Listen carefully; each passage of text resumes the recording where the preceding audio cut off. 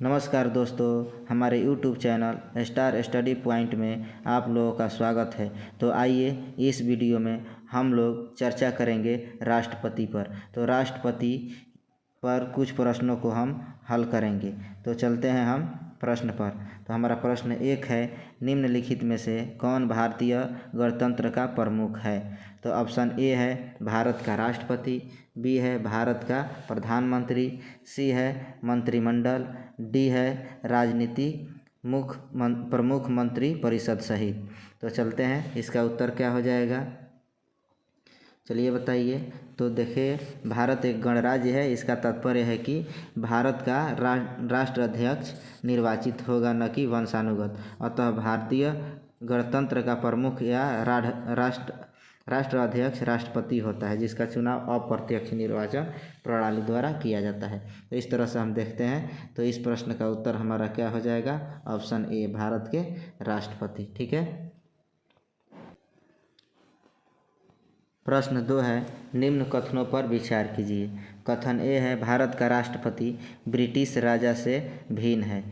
कारण आर, भारत के राष्ट्रपति का पद अमेरिका के राष्ट्रपति से मिलता है। तो अब हम चलते हैं। कह रहा है कि उपयुक्त के संदर्भ में निम्न में से कौन सा एक सही है। तो कूट दिया हुआ है, इसमें से सही उत्तर चुनना है। तो ये दिया है दोनों ए और आर सही है, और आर ए का सही स्पष्टीकरण करता है। बी में दिया है दोनों ए और आर सही है, आर ए का सही स्पष्टीकरण नहीं करता है। सी कह रहा है ए सही है परंतु आर गलत है, और डी कह रहा है ए गलत है परंतु आर सही है। तो इस प्रश्न का उत्तर क्या हो जाएगा, हमारा जो है सी हो जाएगा। ये सही है परंतु आर गलती है। ठीक है। भारत का राष्ट्रपति निर्वाचित होता है और ब्रिटेन का राजा वंशानुगत, अतः दोनों भिन्न है। भारत का राष्ट्रपति नाम मात्र का प्रमुख है, जबकि अमेरिकी राष्ट्रपति वास्तविक प्रमुख है, अतः ये दोनों भिन्न है। तो इसलिए हमारा जो है इसमें एक सही है परंतु आर गलत है। ठीक है। अगला प्रश्न है, नीचे दो वक्तव्य दिए हैं। कथन ए, संघीय कार्यपालिका का मुखिया भारत का राष्ट्रपति होता है। कारण आर, राष्ट्रपति की शक्तियों की कोई सीमा नहीं है। उपयुक्त के संदर्भ में निम्न में से कौन एक सही है? तो ए दिया है ए और आर दोनों सही है, और आर सही स्पष्टीकरण है ए का। बी कह रहा है ए और आर दोनों सही है किंतु आर स्पष्टीकरण नहीं है ए का। सी कह रहा है ए सही है किंतु आर गलत है। डी कह रहा है ए गलत है किंतु आर सही है। तो हमारा इस प्रश्न का उत्तर क्या हो जाएगा, ऑप्शन सी, ए सही है किंतु आर गलत है। देखिए, संविधान के अनुच्छेद 53 के तहत संघ की कार्यपालिका शक्ति राष्ट्रपति में निहित होती है, अतः कथन ए सही है कि संघीय कार्यपालिका का मुखिया भारत का राष्ट्रपति होता है। अनुच्छेद 74(1) के तहत राष्ट्रपति अपने कृत्यों का प्रयोग मंत्री परिषद की सलाह पर करता है। इस प्रकार कारण आर गलत है, क्योंकि राष्ट्रपति की शक्तियों पर संविधान के अंतर्गत सीमाएं अभ्यारोपित की गई हैं। अब हम चलते हैं अगले प्रश्न पर। प्रश्न 4 है, भारत के राष्ट्रपति अपनी शक्तियों का प्रयोग करते हैं सीधे अथवा अपने अधीनस्थ अधिकारियों द्वारा। बी है मंत्रियों के द्वारा, सी है प्रधानमंत्री के द्वारा, डी है मंत्रिमंडल के द्वारा, ई है उपयुक्त में से कोई नहीं, उपयुक्त में से एक से अधिक। तो क्या हो जाएगा इस प्रश्न का उत्तर? तो हमारे इस प्रश्न का उत्तर हो जाएगा ऑप्शन ए, ये जो है सीधे अथवा अपने अधीनस्थ अधिकारियों के द्वारा। तो देखिए, भारतीय संविधान के अनुसार भारत का एक राष्ट्रपति होगा, जो है अनुच्छेद 52 में बताया गया है, जिसमें संघ की कार्यपालिका शक्ति निहित होगी, और वह इसका प्रयोग इस संविधान के अनुसार स्वयं या अपने अधीनस्थ अधिकारियों के द्वारा करेगा। ठीक है। अगला प्रश्न है, भारत का कार्यपालिका अध्यक्ष कौन है? तो ए राष्ट्रपति, बी प्रधानमंत्री, सी जो है विरोधी दल के नेता, और डी भारत सरकार के मुख्य सचिव। तो यहाँ कह रहा है कि अनुच्छेद 53(1) के अनुसार संघ की कार्यपालिका शक्ति राष्ट्रपति में निहित होगी, जिसका प्रयोग वह इस संविधान के अनुसार स्वयं या अपने अधीनस्थ अधिकारियों के द्वारा करेगा। इस प्रकार से भारतीय संघ का कार्यपालिका अध्यक्ष कौन होता है? तो राष्ट्रपति होता है। इस तरह से हमारा ऑप्शन ए सही हो जाएगा। प्रश्न 7 है, भारतीय संविधान में समस्त कार्यपालिका शक्तियाँ निहित होती है। तो ए प्रधानमंत्री में, बी मंत्रिपरिषद में, सी राष्ट्रपति में और डी संसद में। तो क्या हो जाएगा उत्तर हमारा सी राष्ट्रपति में। ठीक है।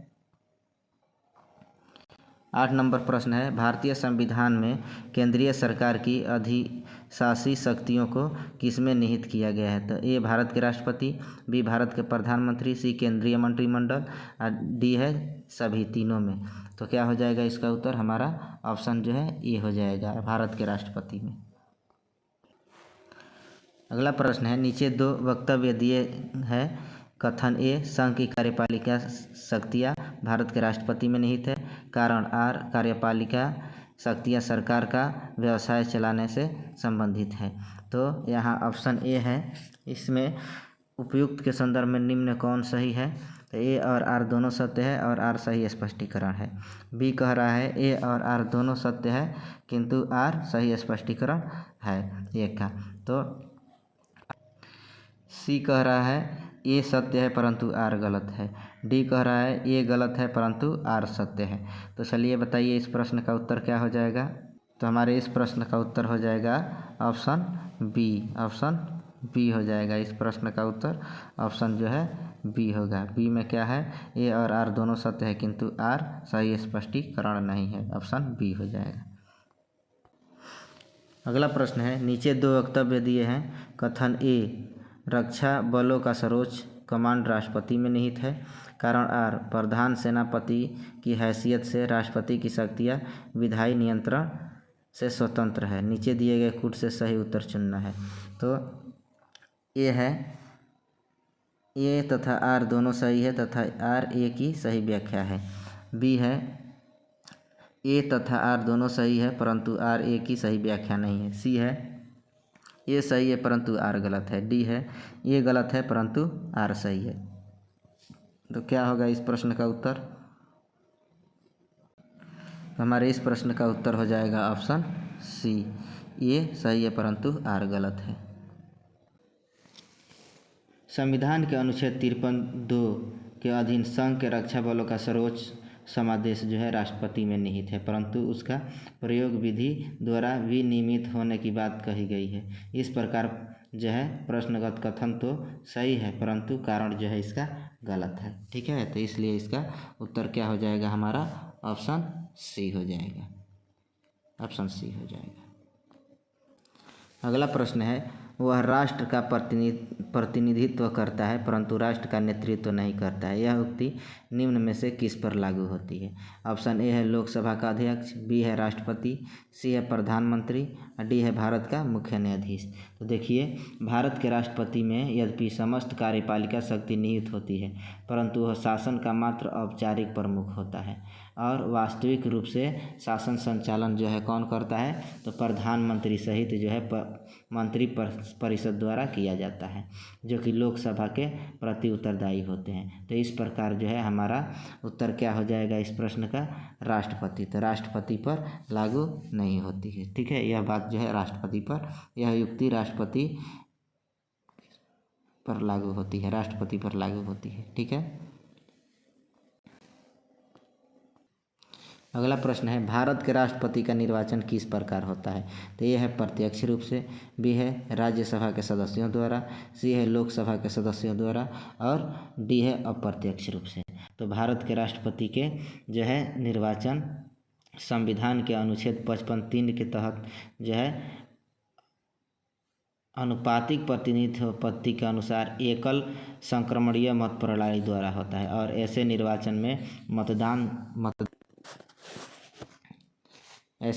में मतदाता गुप्त होता है। अनुच्छेद 54 के अनुसार राष्ट्रपति के चुनाव के निर्वाचन मंडल में संसद के दोनों सदनों के निर्वाचित सदस्य होते हैं, दोनों सदन के निर्वाचित सदस्य होते हैं। ठीक है, निर्वाचित सदस्य होते हैं और राज्य विधानसभाओं के निर्वाचित सदस्य तथा दिल्ली और पुडुचेरी विधानसभाओं के निर्वाचित सदस्य शामिल होते हैं। अर्थात जनता राष्ट्रपति के निर्वाचन में प्रत्यक्ष भाग नहीं लेती है। इस प्रकार राष्ट्रपति का जो है निर्वाचन अप्रत्यक्ष से मतदान से होता है, अप्रत्यक्ष मतदान से होता है। ठीक है। अगला प्रश्न है, कथन ए, भारत का राष्ट्रपति अप्रत्यक्ष निर्वाचन से चुना जाता है। कारण आर, एक निर्वाचन मंडल की व्यवस्था है जो संसद के दोनों सदनों और राज्यों की विधानसभाओं के निर्वाचित सदस्यों को मिलाकर बनता है। उपयुक्त में से कौन सही है? तो ए कह रहा है ए सही है किंतु आर गलत है। ऑप्शन बी, ए गलत है किंतु आर सही है। ऑप्शन सी, ए और आर दोनों सही है और ए का सही स्पष्टीकरण आर है। डी कह रहा है ए और आर दोनों सही है किंतु ए का सही स्पष्टीकरण आर नहीं है।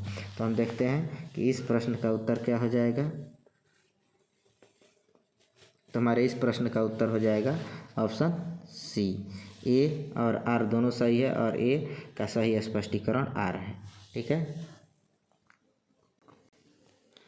अगला प्रश्न है, भारत में राष्ट्रपति का चुनाव किया जाता है प्रत्यक्ष निर्वाचन द्वारा, एकल हस्तांतरणीय मत प्रणाली द्वारा, सी है अनुपातिक मत प्रणाली द्वारा और डी है खुला बैलेट प्रणाली द्वारा। तो क्या हो जाएगा इस प्रश्न का उत्तर हमारा?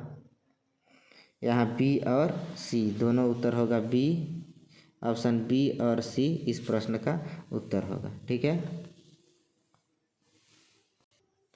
अगला प्रश्न है, राष्ट्रपति के निर्वाचन मंडल के सदस्य होते हैं। एक, संसद के दोनों सदनों के निर्वाचित सदस्य। दो, राज्य विधान मंडलों के दोनों सदनों के निर्वाचित सदस्य। तीन, सभी राज्यों की विधानसभाओं के निर्वाचित सदस्य। चार, दिल्ली और पुडुचेरी विधान सभाओं के निर्वाचित सदस्य। तो चलिए बताइए इसमें कौन सही है? तो इसमें हमारा जो है सही हो जाएगा एक सही है, संसद के दोनों सदनों के निर्वाचित सदस्य। और जो है राज्य विधान मंडलों के दोनों, तो विधान मंडल के नहीं होगा, ये गलत हो जाएगा। ठीक है। अब सभी राज्यों के विधानसभाओं के निर्वाचित सदस्य होगा, दिल्ली पुडुचेरी के जो है विधानसभाओं के निर्वाचित सदस्य। तो हम देखते हैं इस तरह से हमारा आंसर जा रहा है किस पर? ऑप्शन डी पर। ठीक है। अगला प्रश्न है, भारतीय संविधान के 17वें संशोधन द्वारा भारत के राष्ट्रपति के चुनाव में जिन दो केंद्र शासित प्रदेशों को भाग लेने का अधिकार दिया गया है वे है दिल्ली तथा चंडीगढ़, बी दिल्ली तथा पुडुचेरी, सी दिल्ली तथा दमन एवं दीव और डी है चंडीगढ़ तथा पुडुचेरी। तो इस प्रश्न का हमारा उत्तर हो जाएगा ऑप्शन बी, दिल्ली तथा पुडुचेरी। ठीक है। अगला प्रश्न है, निम्नलिखित में से कौन भारत के राष्ट्रपति के निर्वाचन हेतु निर्वाचक गण में सम्मिलित नहीं है? तो ये लोकसभा के निर्वाचित सदस्य, बी राज्यसभा के निर्वाचित सदस्य, सी राज्य की विधान सभाओं के निर्वाचित सदस्य और डी है राज्यों की विधान परिषदों के निर्वाचित सदस्य। तो इस प्रश्न का उत्तर हो जाएगा हमारा ऑप्शन डी, राज्यों के विधान परिषदों के निर्वाचित सदस्य। अगला प्रश्न है, भारत के राष्ट्रपति के चुनाव मंडल में कौन कौन सम्मिलित होते हैं? तो ए है राज्यसभा के सभी निर्वाचित सदस्य, बी है लोकसभा के सभी निर्वाचित सदस्य, सी है राज्य विधानसभाओं के सभी सदस्य, डी है संसद के दोनों सदनों के सभी निर्वाचित सदस्य और राज्य विधानसभाओं के सभी निर्वाचित सदस्य। ये है उपयुक्त में से कोई नहीं, उपयुक्त में से एक से अधिक। तो क्या होगा इस प्रश्न का उत्तर? हमारा इस प्रश्न का उत्तर हो जाएगा ऑप्शन डी, संसद के दोनों सदनों के सभी निर्वाचित सदस्य एवं राज्य विधानसभाओं के सभी निर्वाचित सदस्य। 20 नंबर प्रश्न है, भारत के राष्ट्रपति के चुनाव के लिए चुनाव मंडल के सदस्य होते हैं। एक लोकसभा के चुने हुए सदस्य, दो राज्यसभा के चुने हुए सदस्य, तीन राज्य विधानसभा के चुने हुए सदस्य, चार राज्य विधान परिषद के चुने हुए सदस्य। तो इस प्रश्न का उत्तर क्या हो जाएगा? तो एक हो जाएगा लोकसभा के चुने हुए सदस्य, दो में हो जाएगा राज्यसभा के चुने हुए सदस्य, तीन हो जाएगा राज्य विधानसभा से के चुने हुए सदस्य, चार है राज्य विधान परिषद के। तो ये नहीं होगा, तो हमारा ऑप्शन सी हो जाएगा इस प्रश्न का उत्तर।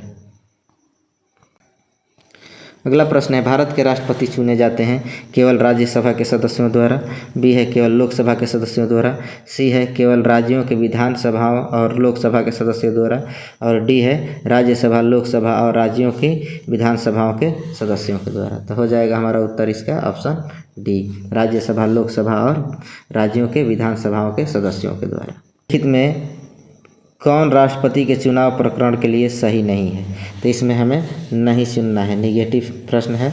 तो पदस्थ राष्ट्रपति की पदावधि से पूर्व उत्तराधिकारी का चुनाव अवश्य होना चाहिए। बी है राष्ट्रपति अपना पदभार ग्रहण करने की तिथि से 5 वर्ष तक पद पर रहेंगे। और सी है राष्ट्रपति का उत्तराधिकारी आने तक कार्यकाल की समाप्ति पर भी वह पद पर बना रहेगा। और डी है निर्वाचक मंडल के अपूर्ण होने के आधार पर राष्ट्रपति का चुनाव स्थगित किया जा सकता है। तो इस प्रश्न का उत्तर हो जाएगा हमारा ऑप्शन डी। ठीक है। अगला प्रश्न है राष्ट्रपति के निर्वाचन में राज्य का मुख्यमंत्री मतदान करने के लिए पात्र नहीं होता है यदि वह स्वयं प्रत्याशी हो। बी है उसे राज्य विधानमंडल के निचले सदन में अपना बहुमत सिद्ध करना शेष हो। सी है वह राज्य विधानमंडल में उच्च सदन का सदस्य हो। डी है वह राज्य विधानमंडल में निम्न सदन का सदस्य हो। तो चलिए बताइए इस प्रश्न का उत्तर क्या होगा। इस प्रश्न का उत्तर हो जाएगा हमारा ऑप्शन सी, वह राज्य विधानमंडल के उच्च सदन का सदस्य हो। देखिए अनुच्छेद 54 के अनुसार राष्ट्रपति के चुनाव में राज्य विधानमंडल के उच्च सदन अर्थात विधान परिषद के सदस्य मतदान नहीं कर सकते हैं। अतः यदि मुख्यमंत्री इस सदन का सदस्य है तो वह राष्ट्रपति के चुनाव में मतदान करने के लिए पात्र नहीं होगा। ठीक है। अगला प्रश्न है भारत के राष्ट्रपति के चुनाव में राज्य की विधानसभा के प्रत्येक निर्वाचित सदस्य के वोटों की संख्या उस संख्या की जनसंख्या को विधानसभा की कुल निर्वाचित सदस्य संख्या द्वारा विभाजित कर प्राप्त भागफल की 1000 के गुणकों के बराबर होती है। तो वर्तमान स्थिति 1997 में जनसंख्या से तात्पर्य 21 वर्ष की जनगणना द्वारा यह अभिनिश्चित जनसंख्या से है। तो यह है 1991 जनगणना, 1981 जनगणना और 1971 जनगणना और 1961 जनगणना। तो चलिए बताइए इसका उत्तर क्या होगा। इस प्रश्न का उत्तर हो जाएगा ऑप्शन सी, 1971 जनगणना। ठीक है।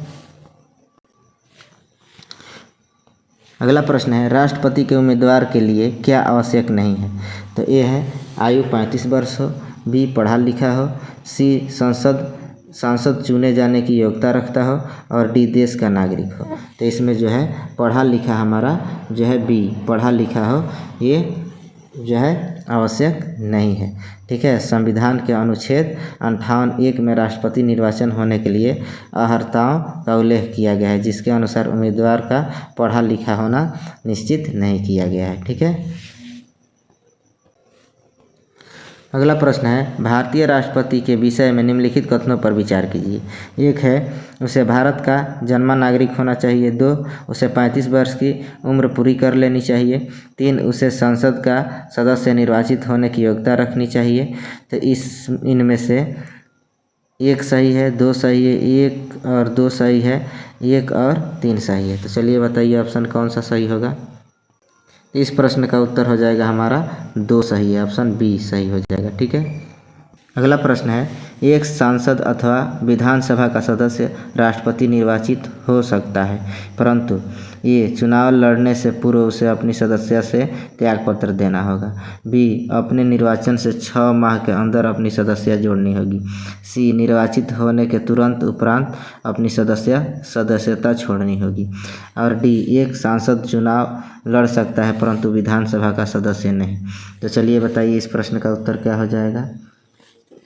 देखिए यहाँ संविधान के अनुच्छेद 59(1) के अनुसार यदि संसद के किसी सदन का या किसी राज्य के विधानमंडल के किसी सदन का कोई सदस्य राष्ट्रपति निर्वाचित हो जाता है तो यह समझा जाएगा कि उसे उस सदन में अपना स्थान राष्ट्रपति के रूप में अपने पद ग्रहण करने की तारीख से रिक्त कर दिया है। दिए गए विकल्पों के निकटतम जो है विकल्प सी जो है हो जाएगा। तो यहाँ हमारा ऑप्शन सी हो जाएगा। इस प्रश्न का उत्तर ऑप्शन सी हो जाएगा।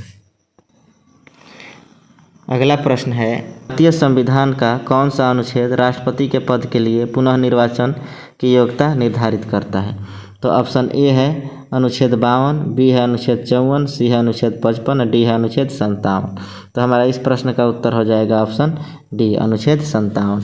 भारतीय संविधान का अनुच्छेद 57 जो है राष्ट्रपति के पद के लिए पुनः निर्वाचन के लिए पात्रता निर्धारित करता है। इस अनुच्छेद के अनुसार कोई व्यक्ति जो राष्ट्रपति के रूप में पद धारण करता है या कर चुका है तो इस संविधान के अन्य उपबंधों के अधीन रहते हुए उस पद के लिए पुनः निर्वाचन का पात्र होगा। ठीक है।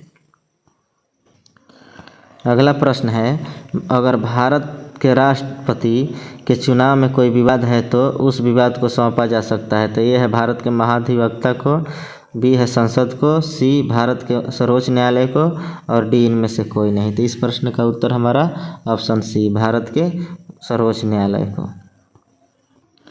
अगला प्रश्न है, राष्ट्रपति 5 वर्ष तक अपने पद पर रहता है। ए अपने निर्वाचन की तारीख से, बी संसद द्वारा निर्धारित तिथि से, सी अपने पद ग्रहण के दिन से और डी निर्वाचित आयोग द्वारा घोषित तिथि से।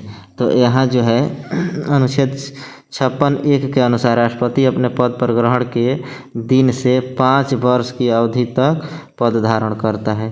ठीक है, अपने पद ग्रहण के दिन से 5 वर्ष तक वह अपने पद पर रहता है अनुच्छेद 56(1) के अनुसार। ठीक है, तो इस प्रश्न का उत्तर हमारा ऑप्शन सी हो जाएगा। अगला प्रश्न है, भारत के राष्ट्रपति अपना त्याग पत्र किसको संबोधित करके देते हैं। तो ये है लोकसभा स्पीकर, बी है उपराष्ट्रपति, सी प्रधानमंत्री और डी सर्वोच्च न्यायालय के मुख्य न्यायाधीश। तो इस प्रश्न का उत्तर क्या हो जाएगा? इस प्रश्न का उत्तर हो जाएगा हमारा ऑप्शन बी, उपराष्ट्रपति। अनुच्छेद 56(1) क के अनुसार भारत का राष्ट्रपति अपना त्यागपत्र उपराष्ट्रपति को संबोधित करके देता है और उपराष्ट्रपति इसकी सूचना जो है लोकसभा अध्यक्ष को तुरंत दे देता है अनुच्छेद 56(2) के अनुसार। ठीक है। अगला प्रश्न है, भारत का राष्ट्रपति अपना त्यागपत्र किसको सौंपता है। तो ये लोकसभा के अध्यक्ष को, बी भारत के उपराष्ट्रपति को, सी भारत के मुख्य न्यायाधीश को और भारत के प्रधानमंत्री को। तो इस प्रश्न का उत्तर हो जाएगा हमारा भारत के उपराष्ट्रपति को। ठीक है।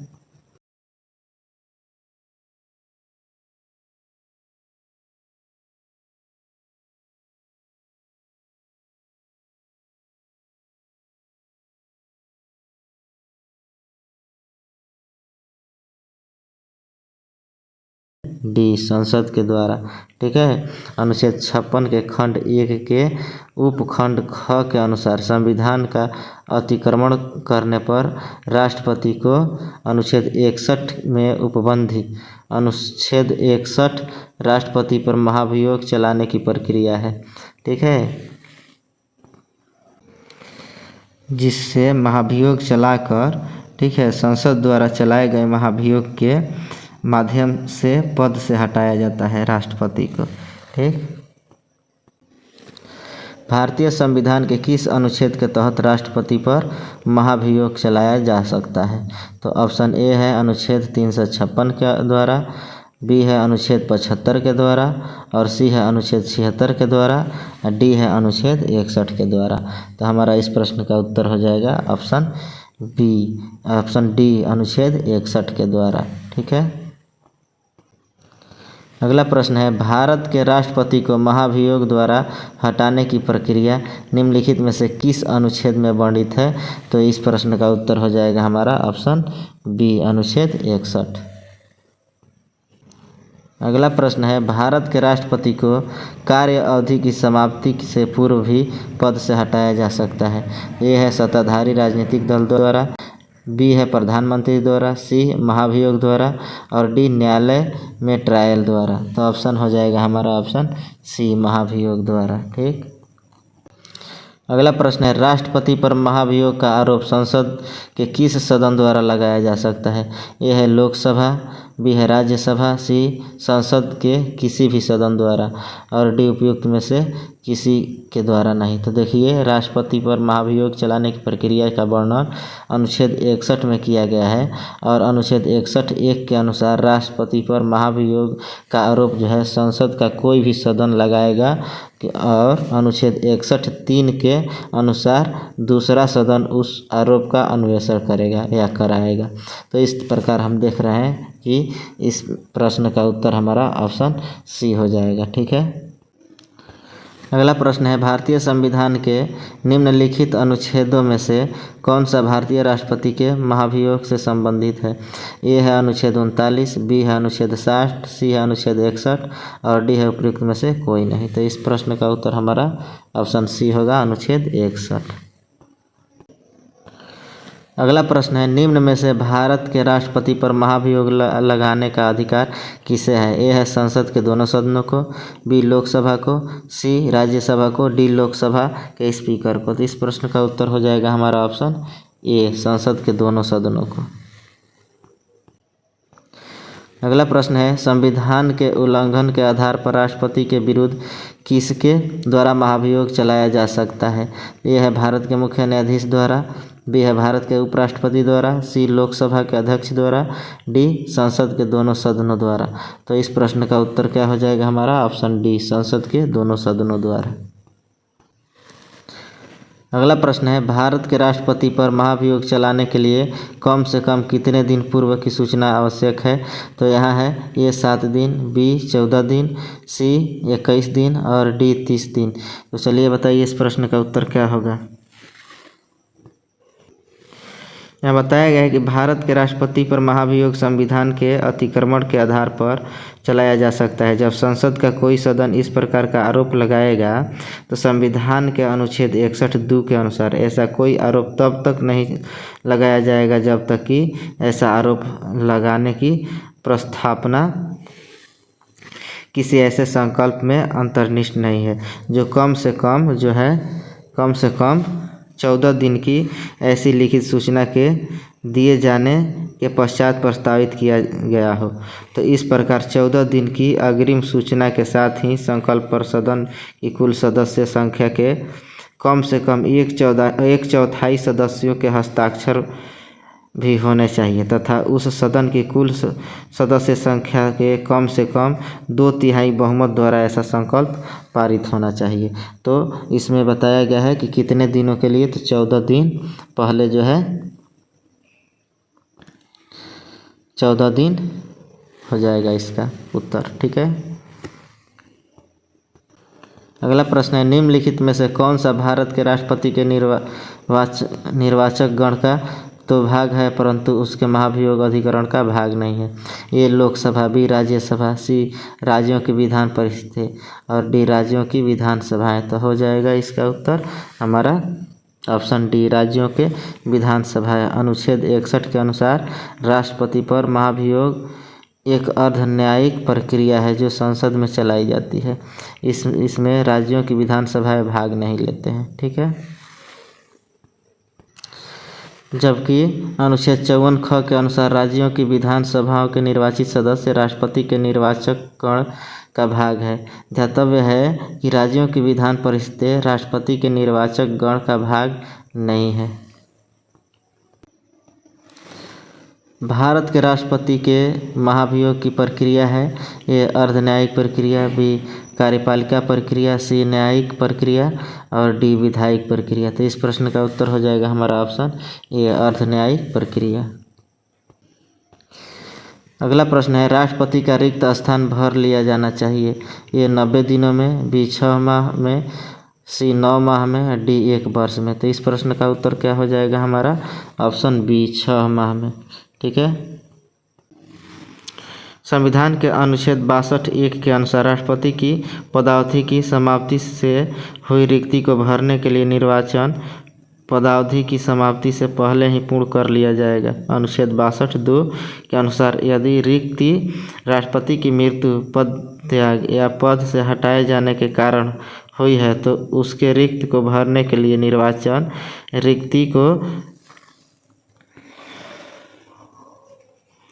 रिक्ति होने की तारीख से पश्चात यथाशीघ्र और प्रत्येक दशा में 6 माह बीतने से पहले किया जाएगा। ठीक है, यानी 6 माह के अंदर भर लेना चाहिए। अगला प्रश्न है पदासीन राष्ट्रपति की पदावधि की समाप्ति से भिन्न किसी कारण से उत्पन्न होने वाली रिक्ति की दशा में रिक्ति भरने के लिए निर्वाचन अवश्य हो जाना चाहिए। तो रिक्त होने की तिथि से 6 माह के भीतर रिक्त की तिथि से 1 वर्ष बाद, रिक्त की तिथि से 9 माह बाद, रिक्त की तिथि से 7 माह बाद। तो हो जाएगा हमारा ऑप्शन ए इस प्रश्न का उत्तर। ठीक है। अगला प्रश्न है, भारत के राष्ट्रपति की मृत्यु, पद त्याग अथवा हटाए जाने पर पद में हुई रिक्ति को भरने की समय सीमा क्या है? तो 1 माह, 9 माह, 3 माह, 6 माह। तो क्या हो जाएगा उत्तर इसका? ऑप्शन डी 6 माह। ठीक है। दोस्तों, इस वीडियो का यह आखिरी प्रश्न था। इसी तरह के वीडियो के लिए आप मेरे चैनल को सब्सक्राइब करें तथा बेल आइकन को दबाएं, जिससे आपको तुरंत नोटिफिकेशन मिले। धन्यवाद।